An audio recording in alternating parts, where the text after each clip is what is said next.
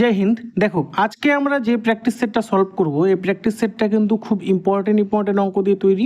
ঠিক আছে, এই প্র্যাকটিস সেটে যে অঙ্কগুলো দেওয়া আছে সেই অঙ্কগুলো কিন্তু খুব বোঝার আছে। অঙ্কগুলো ভালো করে বুঝতে হবে, বুঝে তারপরে কিন্তু অঙ্কগুলো করতে হবে। অঙ্কটা যদি আমরা ভালো করে বুঝতে পারি তাহলে কিন্তু খুব অঙ্কটা আমরা তাড়াতাড়ি করে আসতে পারবো। দেখো, অঙ্ক না বুঝলে কিন্তু পরীক্ষা হলে আমরা ভালো করে অঙ্কটা করে আসতে পারবো না।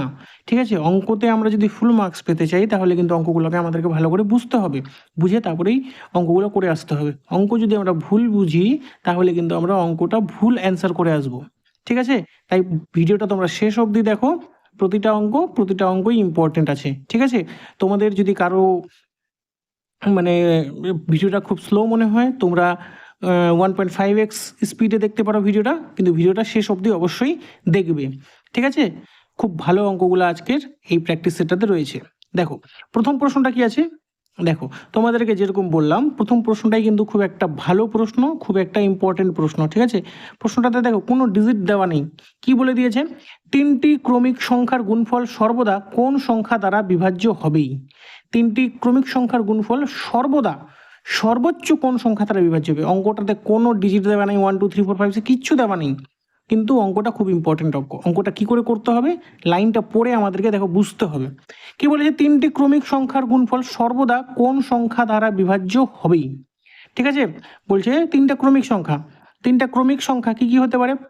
5 6 7 হতে পারে, আবার ধরে নাও 10 11 12 হতে পারে, 1 2 3 হতে পারে। এরকম বলেছে এই সংখ্যাগুলো যা আছে, এই সংখ্যাগুলোর গুণফল সর্বদা সর্বোচ্চ কোন সংখ্যাটা দ্বারা বিভাজ্য হবে। তিনটা ক্রমিক সংখ্যার গুণফল।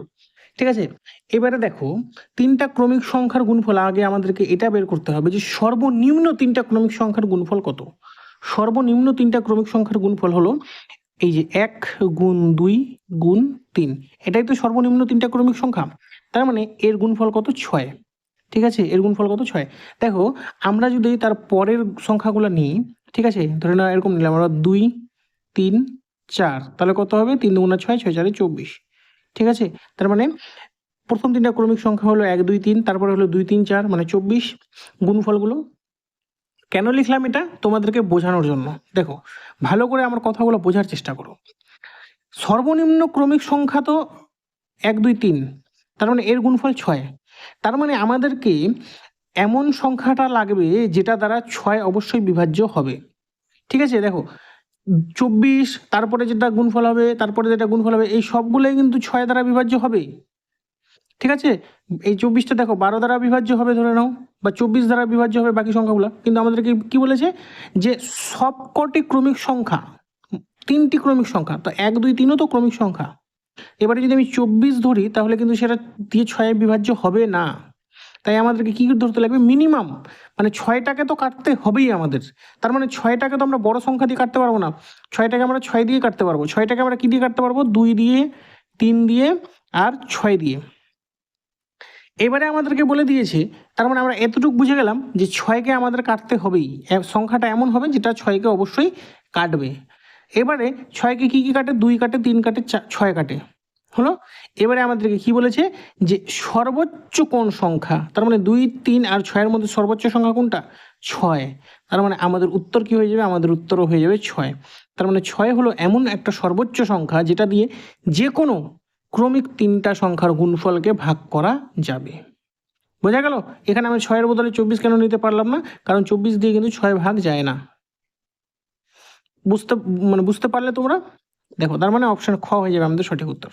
ঠিক আছে, অপশন খ হয়ে যাবে সঠিক উত্তর। দেখো, তোমাদের যদি এখানে কোথাও কনফিউশন থেকে থাকে তোমরা কমেন্ট করে জানাবে, আমি তোমাদেরকে আবার কিন্তু এই জিনিসটা বলে দেবো। ঠিক আছে, যে কেন আমরা 6টাকেই ধরলাম। বোঝা গেল? চলো পরবর্তী প্রশ্নটা কি আছে দেখি। দেখো, পরবর্তী প্রশ্ন কি বলেছে?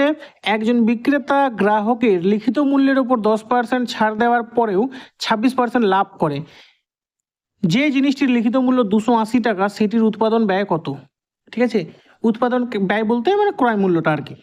ঠিক আছে, কি বলেছে? একজন বিক্রেতা লিখিত মূল্যের উপরে মানে 280 টাকার উপরে 10% ছাড় দেয়। তার মানে আমরা বলতে পারি 280 টাকার উপর 10% ছাড় দেয় মানে কত টাকায় সেটা বিক্রি করে? 280 টাকার 10% মানে কত?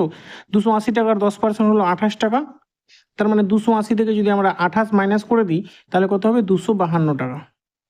ঠিক আছে, তার মানে 252 টাকায় বিক্রি করে। এবারে কি বলেছে 252 টাকায় যে বিক্রি করে মানে 252 টাকা যে সেলিং প্রাইস হয়, এর ফলে কি হয় তার 26% লাভ হয়। এর ফলে কি হয় তার 26% লাভ হয়। তাহলে তার উৎপাদন ব্যয় কত? ঠিক আছে, তা আমরা উৎপাদন ব্যয় বা ক্রয় মূল্য দুইটা যে কোনো একটা বের করে যদি, তাহলে সিপি লিখে যাবে এসপি মানে 252 গুণ কি হবে, যখন আমরা এই দেখো এখানে সিপি আছে লেখা, তখন আমরা কি করব 100টা উপরে লিখবো, 100 কি লিখবো উপরে লিখবো, নিচে কি হয়ে যাবে, নিচে আমরা 26% লাভ করেছি তার মানে নিচে হয়ে যাবে 126। 126 দিয়ে 252কে কাটলে 2 বারে, তার মানে সিপি হয়ে গেল আমাদের 2 গুণ 100 মানে 200। তাহলে আমাদের উৎপাদন ব্যয় কত? উৎপাদন ব্যয় আমাদের 200 টাকা, যেটা আছে অপশন খতে, তার মানে অপশন খ হয়ে যাবে আমাদের কারেক্ট অ্যান্সার। বোঝা গেল?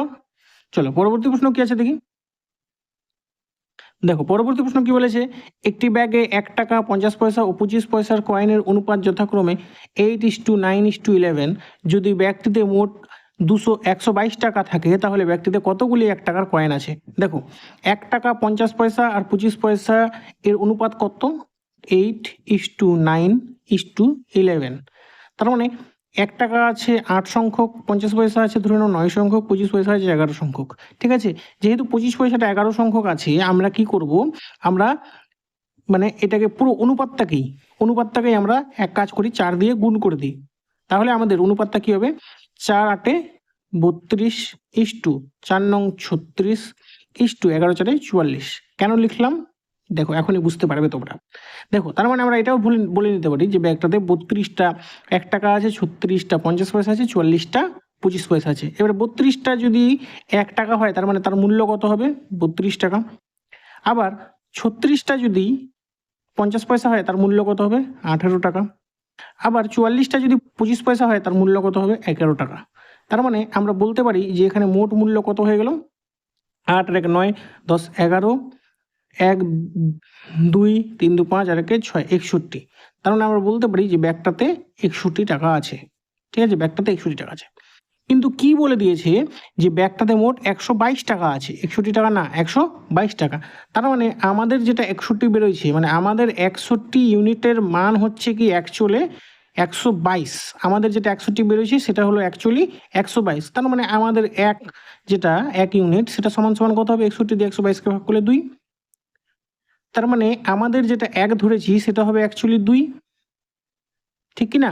তার মানে আমাদের যেটা 32 এক কি চেয়েছে ব্যাগে 1 টাকার কয়েন কতগুলি আছে, তার মানে আমরা ধরেছিলাম 1 টাকার কয়েন আছে 32টা, কিন্তু আমাদের যেটা 1 সেটা হলো অ্যাকচুয়ালি 2। তার মানে 32টা আমাদের কত হয়ে যাবে 32টা আমাদের হয়ে যাবে তার মানে 64। তার মানে আমাদের অ্যাকচুয়ালি কত টাকা কয়টা 1 টাকার কয়েন আছে, আমাদের 64টা 1 টাকার কয়েন আছে। বোঝা গেল? তার মানে অপশন সি হয়ে যাবে আমাদের, অপশন গ হয়ে যাবে আমাদের সঠিক উত্তর। বোঝা গেল? অপশন গ হয়ে গেল সঠিক উত্তর। চলো পরবর্তী প্রশ্নটা কি আছে দেখি। দেখো পরবর্তী প্রশ্ন কি বলেছে, দুটি সংখ্যার সমষ্টি 22 ও তাদের বর্গের সমষ্টি 404, সংখ্যা দুটির গুণফল কত? দেখো খুবই ভালো একটা অঙ্ক, বীজগণিতিক পদ্ধতি দিয়ে বীজগণিতের সূত্র দিয়ে আমরা অঙ্কটা করব। কি করে করব দেখো, তার আগে তোমাদেরকে আরেকটা কথা বলে রাখি। দেখো তোমাদের যদি ভিডিওটা ভালো লেগে থাকে না, অঙ্কগুলো যদি তোমাদের হেল্পফুল মনে হয়, ভিডিওটা তোমাদের ভালো মনে হয়, তাহলে কিন্তু তোমরা অবশ্যই ভিডিওটা লাইক করবে। চলো কি আছে অঙ্কটা, দুটো সংখ্যার সমষ্টি 22, তাদের বর্গের সমষ্টি 404, সংখ্যা দুটোর গুণফল। আমরা ধরে নিচ্ছি সংখ্যা দুটো কি কি এক্স আর ওয়াই, তার মানে এই X plus Y is equal to কত 22 হলো। আবার তাদের বর্গের সমষ্টি 404, তার মানে X square plus Y square is equal to কত 404 হলো। এবার আমাদেরকে বের করতে হবে কি, বের করতে হবে আমাদেরকে এক্স ওয়াই এর মান হলো। এবার দেখো আমরা এক্স ওয়াই এর যদি সূত্র জানি যে x square plus Y square is equal to কী হয়, ইজিক্যাল টু হয় এক্স প্লাস ওয়াই তার হোল স্কোয়ার মাইনাস 2xy, হয় না এটা সূত্র, a square plus b square is equal to a plus b whole square minus 2ab হলো। এবার দেখো এই এক্স স্কোয়ার প্লাস ওয়াই স্কোয়ারের মান তোমরা জানি কত 404। আবার এক্স প্লাস ওয়াই এর মান কত 22, তার মানে 22-এর স্কোয়ার, 22-এর স্কোয়ার করলে কত হয়, 22-এর স্কোয়ার করলে হয় 484, 484 মাইনাস 2xy, এই 2xyটা এদিকে চলে আসলো সমান সমানের এদিকে, তাহলে প্লাস 2xy হয়ে গেল। এই 404টা ওদিকে চলে গেল, তার মানে 484 থেকে 404 চলে গেলে কত হবে? 80। এই 2 দিয়ে 80কে কাটো, কত হবে? 40। তার মানে এক্স ওয়াই এর মান কত বেড়ে গেল আমাদের? 40। তো ওটাই তো চেয়েছে, সংখ্যা দুটোর গুণফল কত? সংখ্যা দুটোর গুণফল কত? 40, যেটা আছে অপশন কতে। তার মানে অপশন ক হয়ে গেল আমাদের সঠিক উত্তর। বোঝা গেল? চলো পরবর্তী প্রশ্নটা কি আছে দেখি। দেখো পরবর্তী প্রশ্ন কি বলেছে, একজন লোক তার যাত্রাপথের প্রথম 160 কিলোমিটার 64 কিমি প্রতি ঘন্টা বেগে এবং পরবর্তী 160 কিলোমিটার 80 কিমি প্রতি ঘন্টা বেগে যান। যাত্রাপথে তার গড় গতিবেগ কত ছিল? ঠিক আছে, দেখো সেম ডিস্টেন্স দেওয়া আছে 160 কিলোমিটার, আবার 160 কিলোমিটার। যখনই সেম ডিস্টেন্স থাকবে, গড় গতিবেগ বের করতে বলবে। আমি তোমাদেরকে শিখিয়েছিলাম সেটা কি করে বের করতে হয়। দেখো সেম ডিস্টেন্স 160 এখানেও, 160 এখানেও, সেম ডিস্টেন্স দেওয়া আছে, সেম ডিস্টেন্স ট্রাভেল করেছে, তাহলে আমরা গড় গতিবেগ কি করব? তাহলে আমাদের গড় গতিবেগ হয়ে যাবে কি, এই যে প্রথম গতিবেগ 64, দ্বিতীয় গতিবেগটা 80। আমরা কি লিখবো? দাগ দিয়ে উপরে লিখবো 2 গুণ এই 64 গুণ 80, নিচে কি লিখবো? নিচে এই 64 যোগ 80, মানে এই দুটোর যোগফল লিখে দেবো নিচে। তো 64 আর 80 যোগ করলে কত হবে? 144। কত হবে? 144। এবার দেখো কাটাকাটি করি আমরা, যদি কাটাকাটি করলে কত দিয়ে কাটাকাটি যাবে? দেখো প্রথমে তো এই 2 দিয়ে কাটি, কত হবে? 2 7 14, 2 দুগুণা 4। আবার কি দিয়ে যাবে দেখো, এবার কাটবো আমরা 4 দিয়ে। দেখো 4 দিয়ে কাটলে কি হবে? 4 একে 4, 4 6 24। এখানে কত হবে? 4 একে 4, 4 আটে 32। আবার 2 দিয়ে কাটো, 2 9 18, 2 আটে 16। আর কাটাকাটি যাবে কি? আর কাটাকাটি যাবে না, তাহলে মানে কত হবে? 8 আটে 64, মানে 640/9। এবার এটার যেটা ভাগ করে যেটা উত্তর বেরোবে সেটাই হয়ে যাবে আমাদের উত্তর। কিন্তু তোমরা যদি অপশানগুলো ভালো করে লক্ষ্য করলে দেখবে যে অপশান মানে ক, গ আর ঘ সবগুলোতেই পূর্ণ সংখ্যা আছে, কিন্তু আমরা এটা দেখেই বুঝতে পারছি যে আমাদের উত্তরটা কখনোই পূর্ণ সংখ্যায় আসবে না, দশমিকে আমাদের উত্তর আসবে। তার মানে দশমিকে উত্তর একমাত্র খটাই আছে।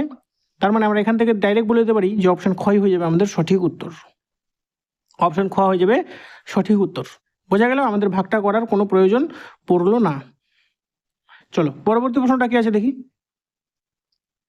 দেখো পরবর্তী প্রশ্ন কি বলেছে, একজন ছাত্রকে দিয়ে একটি সংখ্যাকে 12 দিয়ে গুণ। পরবর্তী প্রশ্নটা কি আছে দেখো, একজন ছাত্রকে একটি সংখ্যাকে 12 দিয়ে গুণ করতে বলা হয়েছিল, ভুল করে ছাত্রটি সংখ্যাটিকে 21 দিয়ে গুণ করে ফেলে এবং তার ফলে সঠিক উত্তরের থেকে তার উত্তর 63 বেশি আসে। সংখ্যাটি কত? আমি ধরে নিচ্ছি যে সংখ্যাটা ছিল এক্স এর সাথে ওকে 12 দিয়ে গুণ করতে বলা হয়েছিল, কিন্তু সে কি করেছে? সে 12 দিয়ে গুণ করার বদলে 21 দিয়ে গুণ করেছে। তাহলে এক্স এর সাথে সংখ্যাটাকে কি বলেছিল? 12 দিয়ে, ছাত্রটাকে কি বলেছিল? 12 দিয়ে গুণ করতে। তার মানে এক্স এর সাথে ওকে বলা হয়েছিল 12 গুণ করতে, কিন্তু ও কি করেছে? এক্স এর সাথে 21 গুণ করেছে। এর ফলে কি হয়েছে? এই যে সংখ্যাটা আছে এক্স গুণ 12, এটাতে 63 সে বেশি লিখে দিয়েছে। তার মানে এটা হলো বেশি, এক্স গুণ 12 এটাতে 63 বেশি আছে এই এক্স গুণ 21 থেকে। ব্যাস, সমীকরণটা আমি পেয়ে গেলাম। এবার এই সমীকরণটা সমাধান করে নাও ব্যাস। তার মানে কত হবে? 12x plus 63 is equal two 21x। এই 12xটা ওদিকে চলে গেলে মাইনাস হয়ে যাবে, 12x থেকে 21x চলে গেলে কত হবে? তার মানে 63 ইজিক্যাল টু হয়ে যাবে 9x। 9 দিয়ে 63 কেন? 9 6 7 9 63। তার মানে এক্স কত হয়ে যাবে? এক্স ইজিক্যাল টু হয়ে যাবে 7। এক্স এর মান হয়ে যাবে 7, যেটা আছে অপশন কতে। তার মানে অপশন ক হয়ে গেল আমাদের সঠিক উত্তর। বোঝা গেল? অপশন ক হয়ে গেল সঠিক উত্তর। চলো পরবর্তী প্রশ্নটা কি আছে দেখি। দেখো পরবর্তী প্রশ্ন কি বলেছে, একটি 60 লিটার মিশ্রণে দুধ ও জলের অনুপাত 2:1, দুধ ও জলের অনুপাত 1:2 করতে গেলে আর কত লিটার জল মেশাতে হবে? ঠিক আছে, দুধ আর জলের অনুপাত কত আছে? দুধ আছে 2:1 হলো। এবারে কি বলেছে? দুধ ও জলের অনুপাত 1:2 করতে হবে, 1:2 করতে হবে। দেখো দুধ ও জলের অনুপাত 1:2 করতে হবে। দেখো দুধ তো মিশাইনি, দুধ তো সেমই আছে। আমিও কাজ করি, এই যে অনুপাতটা আছে অনুপাতটাকে কি দিয়ে গুণ করলে দুধের অনুপাতটা সেম হবে? এটাকে যদি আমরা 2 দিয়ে গুণ করি, দেখো দুধের অনুপাতটা সেম হয়ে যাবে। 2 দিয়ে গুণ করলে কত হবে? 2 1 2, 2 2 4।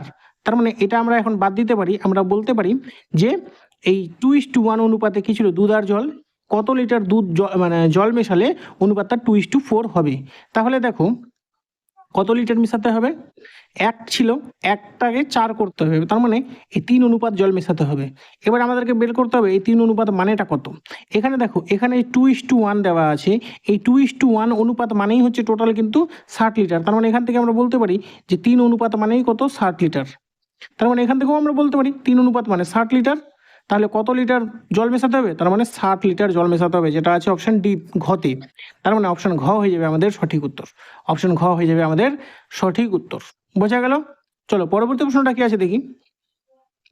পরবর্তী প্রশ্নটা কি আছে দেখো, এক ব্যক্তির বেতন প্রথমে 10% কমানোর পর আবার 10% বাড়ানো হলো, তার ফলে যে বেতন হয় সেটি মূল বেতনের থেকে 50 কম। মূল বেতন কত ছিল? ঠিক আছে, দেখো ধরে নিলাম ব্যক্তিটার বেতন ছিল 100 টাকা, প্রথমে 10% কমানো হলো, কত হলো? 90 টাকা। এবারে কি হলো? আবার 10% বাড়ানো হলো, তাহলে 90-এর 10% মানে কত? 90-এর 10% মানে 9 টাকা। তার মানে কত হয়ে গেলো তখন বেতন? আবার 99 টাকা। তার মানে দেখো, তো ওর অ্যাকচুয়াল বেতন ছিল 100 টাকা, এই 10% বাড়ানো কমানোর ফলে কত হইলো? 99 টাকা। তার মানে তার মূল বেতন কত? এই 1% কমে গেল। মূল বেতন কি হলো? 1% কমে গেল। এবার প্রশ্ন বলে দিয়েছে এই 1% মানেই হলো 50। 1% মানে যদি 50 হয়, তার মানে 100% মানে কত হয়ে যাবে? 50-এর পিছনে 2টা শূন্য আরও বেড়ে যাবে, তার মানে 5000 টাকা। তার মানে তার মূল বেতন কত ছিল? মূল বেতন ছিল 5000 টাকা, যেটা আছে অপশন খতে। যেটা আছে অপশন খতে। তার মানে অপশন খ হয়ে গেল সঠিক উত্তর। বোঝা গেল? চলো পরবর্তী প্রশ্নটা কি আছে দেখি। পরবর্তী প্রশ্নটা কি আছে দেখো, স্থির জলে একটি নৌকার বেগ 12 কিলোমিটার প্রতি ঘন্টা, স্রোতের অনুকূলে নৌকাটি কোনো স্থানে গিয়ে তার দ্বিগুণ, এখানে সময় হবে, হ্যাঁ, দ্বিগুণ সময় ফিরে আসে, স্রোতের গতিবেগ ঘন্টায় কত কিলোমিটার? ঠিক আছে, একটা নৌকা এখান থেকে গেল, এইখানে গেল এই স্থানে, আবার এই স্থানে গিয়ে আবার প্রথম স্থানে ফিরে এলো, তার ফলে কি হলো? যে সে যতটা টাইমে গেল তার দ্বিগুণ সময়ে ফিরে এলো, তাহলে স্রোতের গতিবেগ ঘন্টায় কত? আমি ধরে নিচ্ছি যে এই যে পয়েন্ট এ থেকে পয়েন্ট বি এর ডিস্টেন্স কত? ওয়াই হলো। এবারে নৌকার বেগ তো দেওয়া আছে 12 কিলোমিটার, তার মানে স্রোতের বেগ স্রোতের বেগ আমি ধরে নিলাম এক্স কিলোমিটার প্রতি ঘন্টা। তাহলে অনুকূলে, তাহলে দেখো অনুকূলে বেগ কত হবে? অনুকূলে বেগ হবে 12 প্লাস এক্স, আর প্রতিকূলে বেগ কত হবে? প্রতিকূলে বেগ হবে 12 মাইনাস এক্স। এবারে অনুকূলে যেতে কতটা সময় লাগবে আমাদের? অনুকূলে যেতে সময় লাগবে, যেহেতু ডিস্টেন্স ওয়াই, তার মানে অনুকূলে যেতে আমাদের সময় লাগবে ওয়াই বাই 12 প্লাস এক্স। আর প্রতিকূলে যেতে কত? প্রতিকূলে আবার ফিরে আসতে কত সময় লাগবে? যেহেতু ওয়াই কিলোমিটারই ফিরে আসছিল, তার মানে ওয়াই বাই 12 মাইনাস এক্স হলো। এবারে কি বলেছে?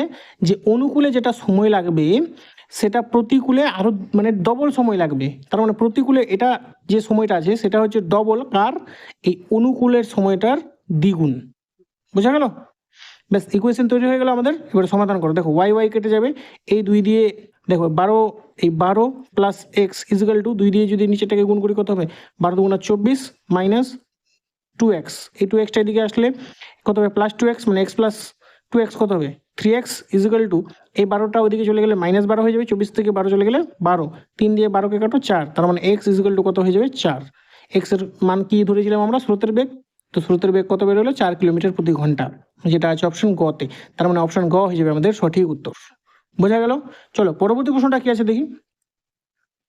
দেখো পরবর্তী প্রশ্ন কি বলেছে, বিমলের ইংরেজি ও অঙ্কে প্রাপ্ত নম্বরের সমষ্টি 170 এবং নম্বরের পার্থক্য 10, তার ইংরেজি ও অঙ্কে প্রাপ্ত নম্বরের অনুপাত কত?